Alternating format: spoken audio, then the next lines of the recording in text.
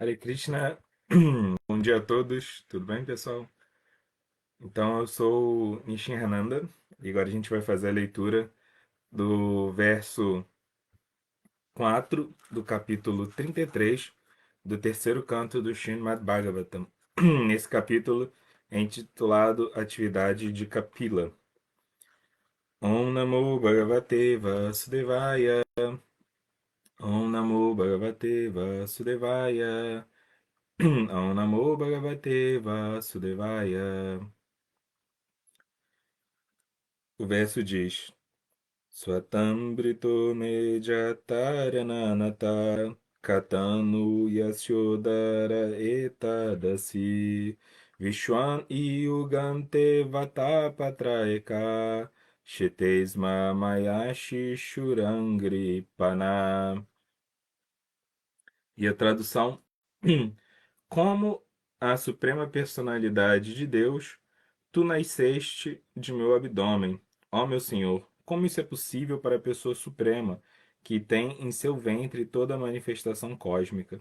A resposta é que isso é possível, pois ao final do milênio, tu te deitas sobre uma folha de figueira de bengala e, tal qual um bebezinho, chupas o dedão de teus pés de lótus. Significado dado por sua divina graça, A.C. Bhaktivedanta Swami Srila Prabhupada. No momento da dissolução, o Senhor às vezes aparece como um bebezinho deitado sobre uma folha de figueira de bengala, flutuando na água da devastação. Portanto, Devahuti sugere: não é tão surpreendente que te deites no abdômen de uma mulher comum como eu. Tu pode deitar-te sobre a folha de uma figueira de bengala e flutuar na água da devastação como um bebezinho. Não é tão maravilhoso, portanto, que possas te deitar no abdômen de meu corpo. Tu nos ensina que aqueles que são muito afeitos a crianças neste mundo material e que, portanto, se casam para gozar da vida familiar e ter filhos, também podem ter a suprema personalidade de Deus como seu filho. E a coisa mais maravilhosa é que o próprio Senhor chupa o dedão de seu pé. Uma vez que todos os grandes sábios e devotos aplicam toda a energia e todas as atividades a serviço dos pés de lótus do Senhor, deve haver algum prazer transcendental nos dedos de seus pés de lótus. O Senhor chupa o dedão de seu pé para saborear o néctar ao qual os devotos sempre aspiram. Às vezes, a própria suprema personalidade de Deus se pergunta quanto prazer transcendental existe dentro dele, e a fim de saborear sua própria potência, ele às vezes assume a posição de experimentar-se a si mesmo. O Senhor Chaitanya é o próprio Krishna, mas ele aparece como devoto para saborear a doçura da raça transcendental em si mesmo, a qual é saboreada por Shrimati Radharani, a maior entre os devotos. Srila Prabhupada Ki Jai. Om Gyana-timirandasya Gyana-jana Shalakaya Chakshurmritanjana Tasmai Shri Gurave Namaha Namo Vishnu Padaya Krishna Prasthaya Bhutale Shrimate Chandramukha Swami Tiname Namo Vishnu Padaya Krishna Prasthaya Bhutale Shrimate Bhaktivedanta Swami Itinamine. Vamos repetir o verso, então. Satwambrito Mejatarena Nata Katanu Yasyodara Etadasi Vishwanyugante Vatapatraeka Shetesma Mayashi Shurangri Pana. Como a suprema personalidade de Deus, tu nasceste de meu abdômen. Ó meu Senhor, como isso é possível para a pessoa suprema que tem em seu ventre toda a manifestação cósmica? A resposta é que isso é possível, pois ao final do milênio, tu te deitas sobre uma folha de figueira de bengala e, tal qual um bebezinho, chupas o dedão de teus pés de lótus. Então, nesse verso aqui, nesse capítulo, na verdade, de uma forma geral, Kapila já terminou suas instruções para Devahuti, e Devahuti agora está ponderando não só sobre as instruções que ela recebeu de Kapila, mas sobre assim a oportunidade única que ela teve de receber esse tipo de instrução e mais do que isso, né? dela ter assim sido um instrumento pelo qual essas instruções de Kapila Deva se manifestaram ao mundo, né? Então, o nome de Devahuti já significa isso, né? Huti é o verbo trazer, é o verbo puxar, trazer, né? Então, Devahuti era aquela que traz Deus. Então, assim, esse papel de Devahuti, de conceber a verdade suprema dentro do seu próprio ventre, é o papel central, na verdade, da vida dela, tanto que chega a ser o epiteto, né? Chega a ser o nome dela. Então, nesse verso específico que a gente está lendo e refletindo hoje, é muito interessante que Devahuti ela está assim demonstrando perplexidade com um ponto bem específico dos passatempos de Kapila e de Krishna de uma forma geral, que é o quão paradoxal Krishna é, né? Então, assim, ela está desconcertada com o fato de que a verdade suprema apareceu dentro do ventre dela. Ela fala: olha, eu sou uma pessoa comum e você apareceu no meu ventre. Isso é desconcertante, né? Não dá nem para acreditar.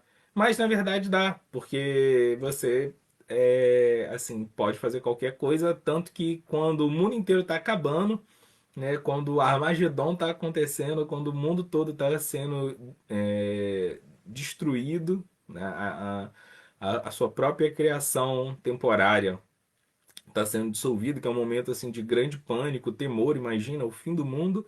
Aí ela fala, você aparece como um bebezinho e você faz uma coisa extremamente absurda, que é ficar flutuando em cima de uma folha de figueira e você ainda fica chupando o seu próprio dedão do pé.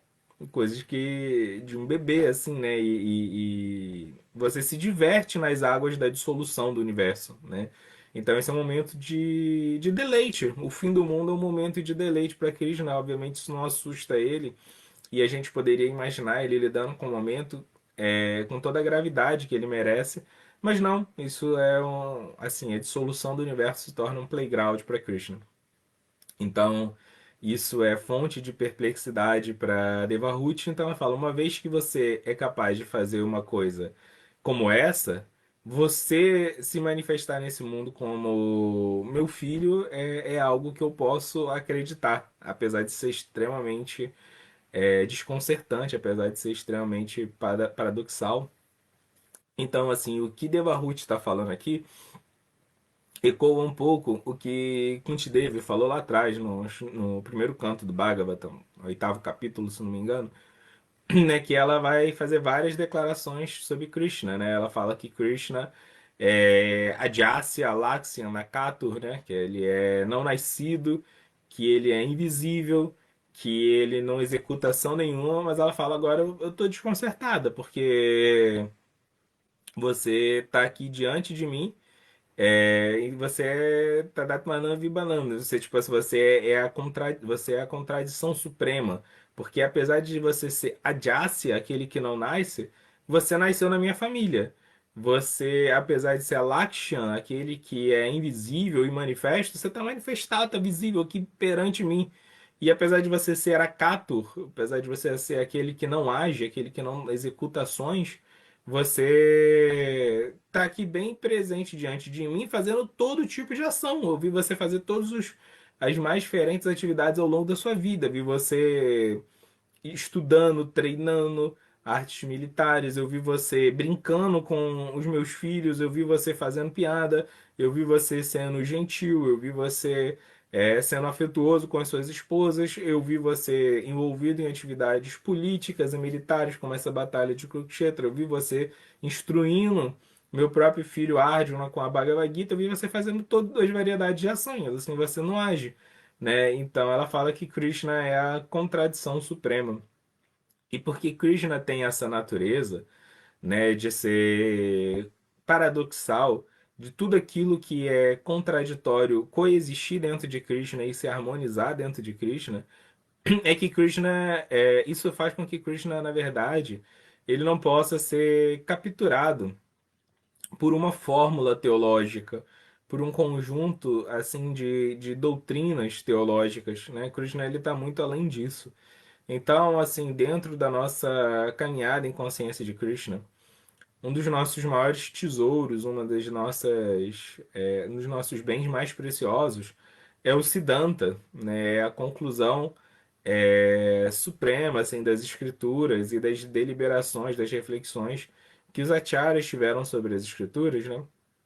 E o Siddhanta é importante a gente entender que ele tem um caráter duplo, né? Por um lado, o Siddhanta ele permite que a gente acesse conhecimento sobre Krishna que de outra forma a gente não conseguiria acessar pelo nosso próprio esforço intelectual, porque o nosso esforço intelectual ele só consegue de fato abarcar conclusões lógicas. A gente pode, como que é a nossa capacidade de refletir sobre a realidade nesse mundo, né? A gente tem acesso aos dados empíricos da realidade, o que dentro da tradição védica é conhecido como pratyaksha. Então a gente, quanto mais instrumentos a gente tiver para poder capturar essas descrições, esses aspectos da realidade que se apresenta diante da gente, mais informação a gente vai conseguir reter, mais informação a gente vai ter como base para as nossas reflexões futuras. Então, esse processo de aquisição empírica do conhecimento ele é muito importante para Tiaksha. E aí, depois que a gente tem acesso a esses dados da realidade, a gente vai conseguir perceber que eles têm padrões, eles têm regularidades, né? Esse mundo ele é caracterizado justamente por ter comportamentos padronizados, por ser regido por leis da natureza.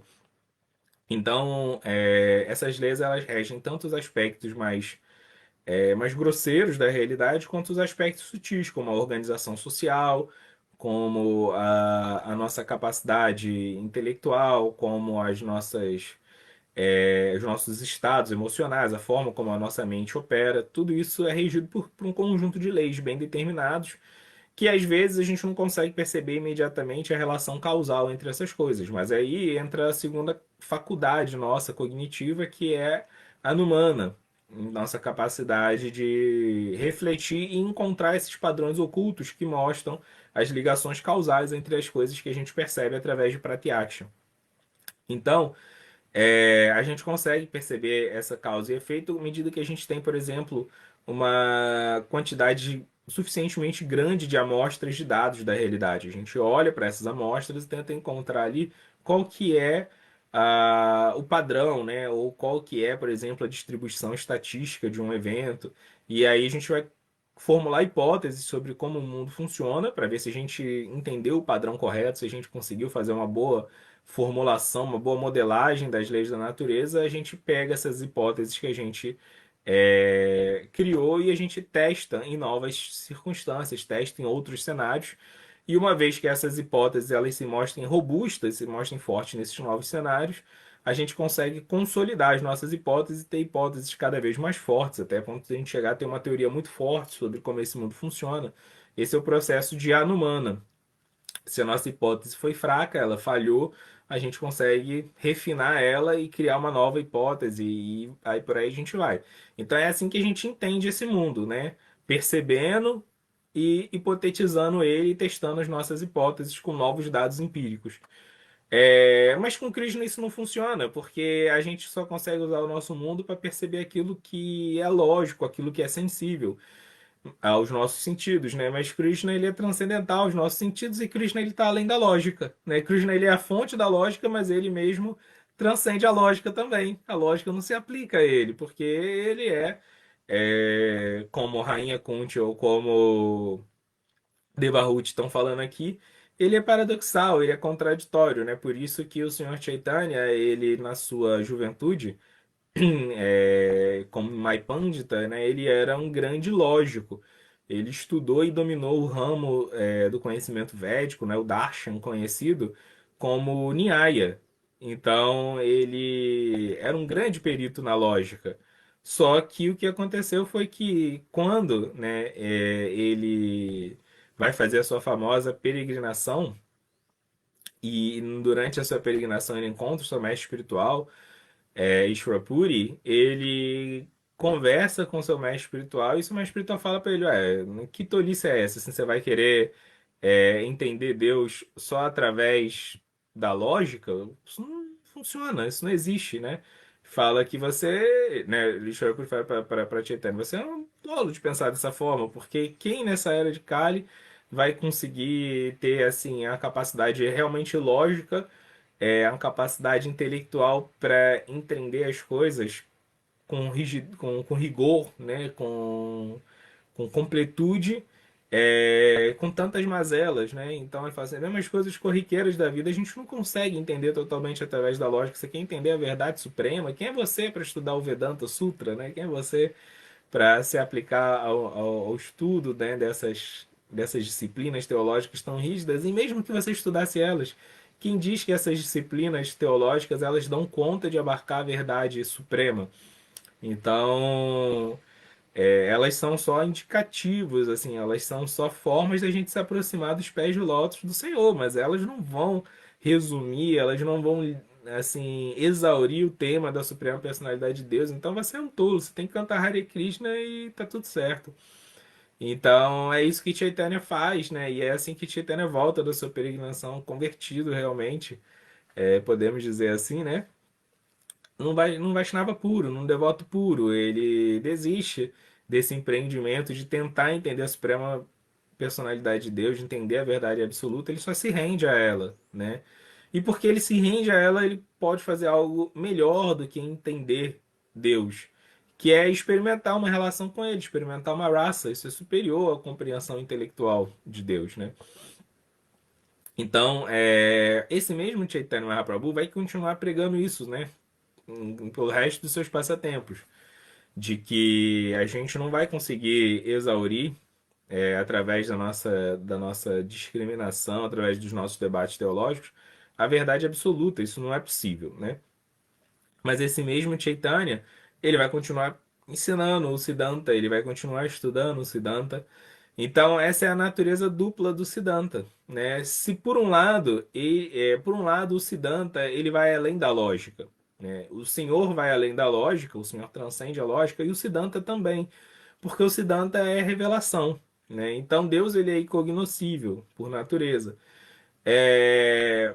Porém, Deus ele é todo poderoso também. Essa é uma das outras potências que ele tem. Então, ele pode se revelar apesar das nossas limitações, né? Da nossa incapacidade de tocá-lo, de conhecê-lo.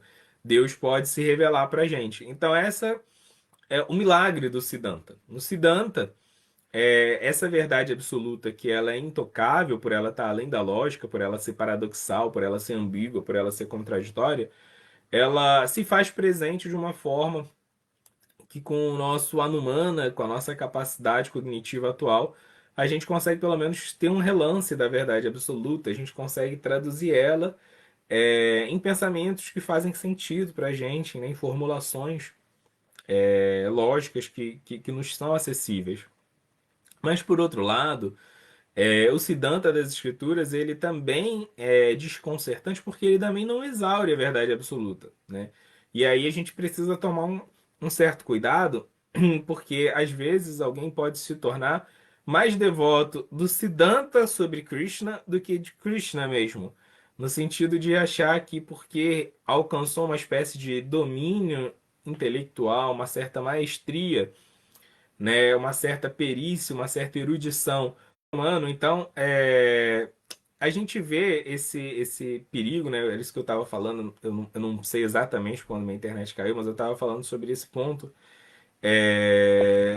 de que a gente tem que entender que uma mera compreensão intelectual, por mais erudita que seja do Siddhanta, obviamente não vai fazer com que a gente dê conta da suprema personalidade de Deus, assim, com que a gente consiga dominá-lo. Ele não é assim, Deus não pode ser dominado pelo Siddhanta. Deus continua sendo desconcertante, mesmo para quem tem conhecimento do Siddhanta, né? A gente vê isso no passatempo do Brahma Vimohana Lila. Brahma, porque o Senhor Brahma, ele é o Adikavi, ele é o erudito, ele é o sábio original, né? E aí a gente conhece o passatempo muito famoso, famosíssimo, né? O último passatempo do Srimad Bhagavatam que Prabhupada comentou e traduziu, né? Que é o passatempo de Brahma vendo a verdade absoluta se manifestando, né, diante dele, como filho de Yashoda, filho de Nanda Maharaj, alegria de Vrindavana. E é desconcertante demais, ele não entende muito bem que Krishna é, né? Porque Krishna parecia assim contradizer tudo aquilo que ele entendia em termos de Siddhanta. Então, o Senhor Brahma resolve testar Krishna, resolve tentar entender Krishna através de um pequeno experimento, né? Que é roubando os seus amigos vaqueirinhos e roubando, né, os seus bezerros e levando eles para o próprio planeta dele, Brahmaloka, onde a escala de tempo é muito diferente da Terra. Então ele leva eles para Brahmaloka e depois ele já volta para verificar o que está acontecendo com Krishna e como Krishna reagiu ao fato dos seus amigos e bezerros terem sido sequestrados. E esse passatempo para Brahma se passa em apenas poucos instantes, mas na Terra, com a escala de tempo da Terra, um ano se passou. E quando Brahma regressa, ele não encontra Krishna desajeitado, Krishna perplexo diante da situação. O que ele encontra, na verdade, é um cenário que é desconcertante para ele, para o próprio Brahma, que ele chega e vê Vrindavana mais viva do que nunca, mais dinâmica, mais vibrante do que nunca. Toda a multiplicidade de vaqueirinhos e de bezerros que ele removeu, que ele sequestrou, estava presente ali.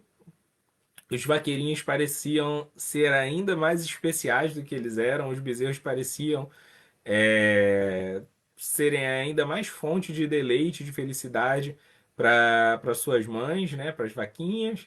E ele não entende o que está acontecendo, e aí Krishna revela para ele o que aconteceu, que na verdade todos aqueles vaqueirinhos e todos aqueles bezerros que estavam lá, que ele tinha subtraído, mas que estavam lá, na verdade eram o próprio Krishna. Krishna tinha se expandido, como todos eles, para ocupar o lugar, né, daqueles que foram sequestrados por Brahma. Então, assim, em nenhum momento Krishna ficou desamparado, em nenhum momento Krishna não soube o que fazer. Pelo contrário, Krishna ele tornou a realidade mais real do que ela já era. Ele supriu aquilo que Brahma tinha removido, né? Então, Brahma ele representa essa erudição suprema, né? Como a gente falou, ele é o Adhikavi, o sábio original. Mas Krishna é insondável mesmo para ele. Com todo Siddhanta, Krishna também é insondável para ele. E outro passatempo, por exemplo, muito interessante nesse sentido é o passatempo dos Jagya Brahmanas, né? Os Brahmanas que ficavam executando sacrifícios ali na orla de Vrindavana, na periferia de Vrindavana. E o que acontece é que esses Brahmanas eles eram muito eruditos nos Vedas, né? Dito que eles eram assim especialmente treinados no Rig Veda, e Vishwanath Chakravarti comenta isso, né, no significado dele desse passatempo, de que as esposas dele elas não tinham essa versatilidade, essa erudição que os esposos tinham, mas uma coisa que elas tinham é que sempre que alguém saía, sempre que comerciantes iam fazer escambo, comerciantes de Mathura iam fazer escambos em Vrindavana, eles iam com a sua né, com seus pertences, eles iam cruzando as florestas assim de Vrindavana até chegar, né, no centro, no epicentro de Vrindavana e fazer o escambo que eles iam ali fazer com Nanda Maharaj, com o pessoal de Nanda Maharaj. Depois eles regressavam e que quando eles iam lá, Nanda e os seus associados estavam sempre conversando sobre Krishna Balaram. Então eles se informavam sobre o que estava acontecendo e quando eles voltavam cantando as glórias de Krishna Balarama, contando as histórias que eles tinham ouvido. E as esposas dos Brahmanas, elas estavam sempre ouvindo essas histórias e estavam se nutrindo e desenvolvendo um afeto profundo por Krishna Balarama, apesar delas nunca terem entrado em contato com eles, né? E quando Krishna e Balarama estão brincando com os golpas, com os vaqueirinhos, e eles sentem fome, eles pedem para os vaqueirinhos para irem lá e mendigarem comida para os Jagya Brahmanas que estavam fazendo sacrifícios para se encontrarem com a verdade absoluta, né? De posse de todo o Siddhanta e de posse, né, de toda a perfeição ritualística que eles tinham, eles estavam tentando executar esses Jags para se encontrar com a verdade absoluta que agora estava aí mendigando comida para eles, estava pedindo comida para eles. E quando eles veem os vaqueirinhos, a lógica deles é de que eles estavam fazendo uma atividade que era muito séria, era muito grave. E aqueles meninos frívolos, eles estavam quebrando o ambiente ideal que eles tinham para executar suas atividades. Então, o que acontece é que eles espantam os vaqueirinhos de lá. E quando os vaqueirinhos voltam, assim, frustrados para Krishna Balarama falam: olha, agora vocês vão lá e pedem a mesma coisa que vocês pediram para as esposas deles. E quando eles vão lá e pedem para as esposas e falam que é para Krishna Balarama, elas já estão com o coração tomado de afeto e elas nem acreditam na possibilidade que apareceu para elas, né? Sem precisar sair da casa delas, sem precisar abandonar o Dharma delas, de estarem ali dando apoio aos seus esposos que estavam fazendo Jagya, elas poderiam ali naquele momento mesmo servir Krishna Balarama que elas já tanto se afeiçoavam, né? Mesmo sem ter conhecimento técnico sobre o Siddhanta ou qualquer coisa do tipo, né? E é movido por esse afeto que elas preparam um banquete que os vaqueirinhos levam de volta para Krishna Balarama e elas, obviamente, avançaram e tiveram um contato com a verdade absoluta muito maior, muito mais abrangente do que seus esposos, né, siddhantistas, assim, peritos, né, eruditos no Siddhanta.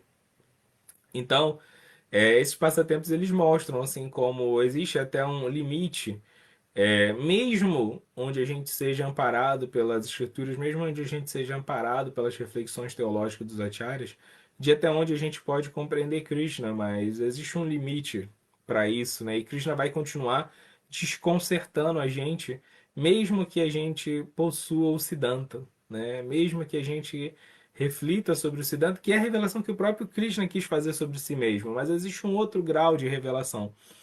Então, Jiva Goswami ele fala sobre isso, né? Ele fala que seguindo aquele caminho epistêmico que eu falei no começo, né, Pratyaksha, a relação com a realidade através das ferramentas empíricas, né, leva a gente para a Anumana, a capacidade da gente refletir, da gente ponderar, da gente aplicar lógica. Então, a Anumana ele é superior a Pratyaksha, porque em Pratyaksha a gente ainda tem uma compreensão muito ingênua da realidade, né? Em Anumana a gente consegue refinar isso e a gente consegue perceber, por exemplo, o que que era uma ilusão de ótica, o que que era uma ilusão cognitiva. Mas a gente tem limites na nossa capacidade intelectual, né? A epistemologia é o ramo da filosofia que estuda como a gente pode, por exemplo, descobrir até onde vai a validade do nosso conhecimento. Então, a epistemologia tradicionalmente categoriza conhecimento como você conhecer algo de fato, né? Como você ter uma crença verdadeira justificada, né? O que que significa isso? Todo conhecimento ele é uma crença, em última análise. Você crê que você sabe algo, né? E se essa crença ela de fato for verdadeira, ou seja, se corresponde ao objeto externo, objetivo da realidade, né? A realidade objetiva que se apresenta, você tem uma crença verdadeira. E não basta ter só uma crença verdadeira, você tem que ter uma crença verdadeira justificada, ou seja, você tem que ter um bom motivo para acreditar em algo, senão você não necessariamente conhece isso. Por exemplo, alguém pode acreditar que meu nome é. A pessoa nunca me viu e na hora que ela me viu, ela pegou um abecedário e saiu sorteando uma série de letras. E depois que ela sorteou uma série de letras, o nome que se escreveu foi Nishinrananda. Então ela falou: eu acredito que o nome dele é Nishinrananda porque foi essas letras que eu sorteei. Bem, a pessoa tem uma crença verdadeira, porque ela acredita que meu nome é Nishinrananda, essa crença é verdadeira, porque meu nome de fato é Nishinrananda, mas ela não tem uma boa justificativa. O motivo pelo qual ela acredita que meu nome é esse é um motivo totalmente espúrio, né? Um motivo totalmente fútil e não é válido. Então você precisa ter uma crença verdadeira justificada. Isso significa ter conhecimento. Porém, por exemplo, no século passado, teve um filósofo que ele botou isso em xeque. O nome dele é Gettier. E ele formulou o famoso problema de Gettier, que ele bota um seguinte cenário diante da gente. Um cenário muito simples. Você tem dois homens que estão concorrendo a um emprego, o Bob e o John. E o Bob, ele sabe que o currículo do John é muito superior ao dele mesmo. Então, ele faz uma entrevista de emprego e ele vê o John fazendo a mesma entrevista e ele vê que o John teve uma performance muito superior a ele. E ele olha para o bolso do John e vê que o John tem US$ 10 no bolso. Então ele tem uma seguinte crença: o homem que vai conseguir esse emprego é o homem que tem US$ 10 no bolso. Essa é a crença dele. E aí sai o resultado da seleção, do processo seletivo. E na hora que sai o resultado do processo seletivo, ele, o próprio Bob, é contemplado com a vaga. Então, assim, para ele isso é fonte de perplexidade, porque ele achava que o John ia ganhar a vaga. Inclusive, ele tem um bom motivo para isso, dois bons motivos, porque o currículo do John é superior e porque o John teve uma performance superior na entrevista. Então, ele tinha uma crença e tinha uma boa justificativa para ter essa crença, uma justificativa sólida, uma justificativa séria, racional. Só que a crença dele parece não ser verdadeira, né? E aí, quando o RH chama ele para poder fazer a papelada, para poder efetivar ele ali no cargo, eles pedem a documentação dele, ele bota a mão no bolso e ele, na hora que ele bota a mão no bolso para pegar o próprio documento dele, ele vê que ele tinha e ele não sabia US$ 10 no bolso. Ou seja, a crença dele era de que o homem que tinha US$ 10 no bolso ia ser contemplado com a vaga e ele tinha uma boa justificativa para isso, mas ele estava pensando no John. Só que no final das contas ele foi contemplado com a vaga, ele tinha US$ 10 no bolso. Então a crença dele era verdadeira, era justificada e ainda assim não poderia ser caracterizada como conhecimento. Diante disso, o Gettier pergunta: e agora, para onde a gente vai com a epistemologia? Como a gente consegue definir o que é conhecimento? Porque se a gente não consegue nem definir o que é conhecimento, como a gente vai esperar que o nosso conhecimento ele abarque a realidade? E o problema está posto aí na mesa, a comunidade acadêmica de filosofia até hoje se debate com essa questão da epistemologia, que na verdade é uma questão muito antiga. E também não é uma questão estranha aos Vedas, na verdade. A gente vai ver que tem toda uma escola de reflexão epistêmica dentro dos Vedas.